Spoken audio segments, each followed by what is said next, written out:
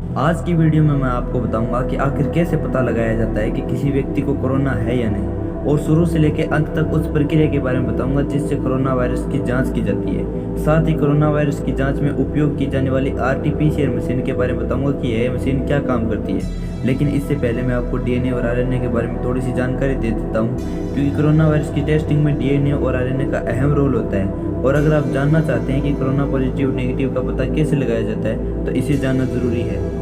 DNA एक double helix structure होता है और आरएनए एक सिंगल हेलिक्स स्ट्रक्चर होता है। डीएनए थाइमिन, साइटोसिन, एडेनिन और ग्वानिन इन 4 न्यूक्लियोटाइड से मिलकर बना होता है, जिन्हें शॉर्ट में टीसीएजी कहते हैं। डीएनए के अंदर इन न्यूक्लियोटाइड के पेयर बने होते हैं, जिसमें ए टी के साथ पेयर बनाता है और सी जी के साथ पेयर बनाता है। डीएनए में इन्हीं न्यूक्लियोटाइड का दोहराव बार बार होता रहता है। वहीं आरएनए यूरेसिल, साइटोसिन, एडेनिन और ग्वानिन इन 4 न्यूक्लियोटाइड से मिलकर बना होता है, जिन्हें शॉर्ट में यूसीएजी कहते हैं। डीएनए और आरएनए में बाकी तीनों न्यूक्लियोटाइड समान होते हैं, लेकिन आरएनए में थाइमिन की जगह यूरेसिल होता है। डीएनए और आरएनए में यही न्यूक्लियोटाइड रिपीट होते रहते हैं और एक लंबी श्रृंखला बनती जाती है। डीएनए के अंदर इन न्यूक्लियोटाइड का क्रम अलग अलग होता है, जैसे कि ए के बाद टी आएगा या जी आएगा या सी।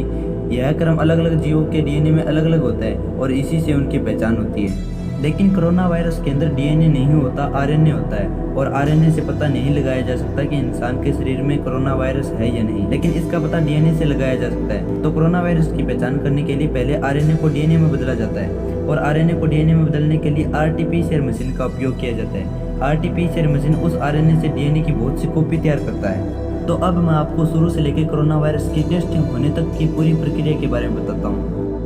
जब आप डॉक्टर के पास कोरोना वायरस की जांच करवाने के लिए जाते हैं तो डॉक्टर आपके मुंह व नाक में से लार या सलाइवा का सैंपल लेकर उसे एक ट्यूब में रखता है। इस ट्यूब में पहले से ही एक केमिकल भरा होता है। यह केमिकल लिए गए सैंपल को प्रयोगशाला में टेस्ट होने तक अन्य बैक्टीरियाओं से सुरक्षित रखता है।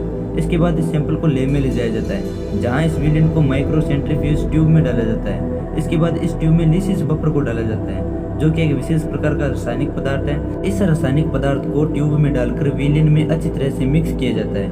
यह रासायनिक पदार्थ विलेन में मौजूद कोरोना वायरस की झिल्ली को तोड़ देता है, जिससे वायरस में मौजूद आरएनए बाहर आ जाता है। इसके बाद इस विलेन को स्पिन कॉलम में डाला जाता है। स्पिन कॉलम को एक ट्यूब में रखकर मशीन की मदद से घुमाया जाता है। स्पिन कॉलम के नीचे सिलिका की एक परत लगी होती है, और जब इसे घुमाया जाता है तो विलेन में मौजूद जीवाणु, बैक्टीरिया, प्रोटीन आदि नीचे की ट्यूब में आ जाते हैं और आरएनए स्पिन कॉलम में सिलिका की परत से चिपक कर रह जाता है। इसके बाद इस स्पिन कॉलम को दूसरे ट्यूब में रखकर इसमें वॉश बफर डाला जाता है। इसके बाद इस ट्यूब को मशीन में रखकर घुमाया जाता है, जिससे आरएनए पर मौजूद अन्य जम्स भी वॉश बफर के साथ नीचे वाले ट्यूब में आ जाते हैं और स्पिन कॉलम में सिर्फ आरएनए बचता है।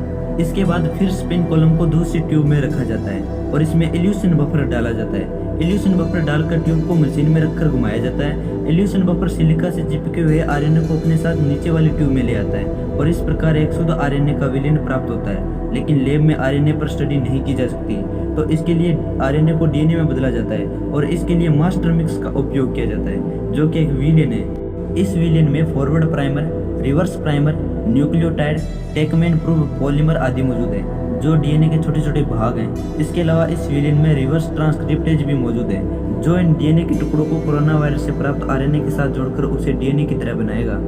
तो अब इस आरएनए के विलेन को मास्टर मिक्स में मिलाकर आरटी-पीसीआर मशीन के अंदर रखा जाता है और आरटी-पीसीआर मशीन का तापमान 55 डिग्री सेल्सियस किया जाता है, जिससे प्राइमर कोरोना वायरस से प्राप्त आरएनए के साथ जुड़ने लगता है।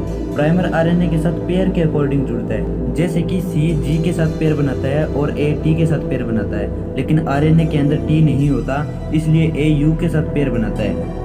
इसके बाद रिवर्स ट्रांसक्रिप्टेज पेयर के अकॉर्डिंग न्यूक्लियोटाइड को आरएनए से जोड़ता जाता है। ऐसा करके कोरोना वायरस से प्राप्त आरएनए से न्यूक्लियोटाइड के ऑर्डर को कॉपी किया जाता है, जिसे कॉम्प्लीमेंट्री डीएनए कहते हैं। अब इस कॉम्प्लीमेंट्री डीएनए का उपयोग करके और भी बहुत सी डीएनए की कॉपी तैयार की जाती है, और यह प्रक्रिया 3 स्टेप में पूरी होती है। पहला स्टेप, इसे डीनेचुरेशन कहते हैं। इसमें तापमान को बढ़ाकर 95 डिग्री सेल्सियस किया जाता है, जिससे आरएनए कॉम्प्लीमेंट्री डीएनए से अलग हो जाता है। दूसरा स्टेप, इसे एनिलिंग कहते हैं। इसमें तापमान को 58 डिग्री सेल्सियस किया जाता है, जिससे प्राइमर कॉम्प्लीमेंट्री डीएनए से आकर जुड़ जाता है। तीसरा स्टेप, जिसे एक्सटेंशन कहते हैं, इसमें रिवर्स ट्रांसक्रिप्टेज न्यूक्लियोटाइड को कॉम्प्लीमेंट्री डीएनए से जोड़ता जाता है और इस प्रकार एक साइकिल कंप्लीट होता है। इसके बाद दूसरा साइकिल शुरू होता है। इसमें भी पहले साइकिल की तरह 3 स्टेप फॉलो किए जाते हैं। पहले स्टेप डीनेचुरेशन में तापमान को बढ़ाकर 95 डिग्री सेल्सियस किया जाता है, जिससे डीएनए के दोनों टेम्पलेट अलग हो जाते हैं।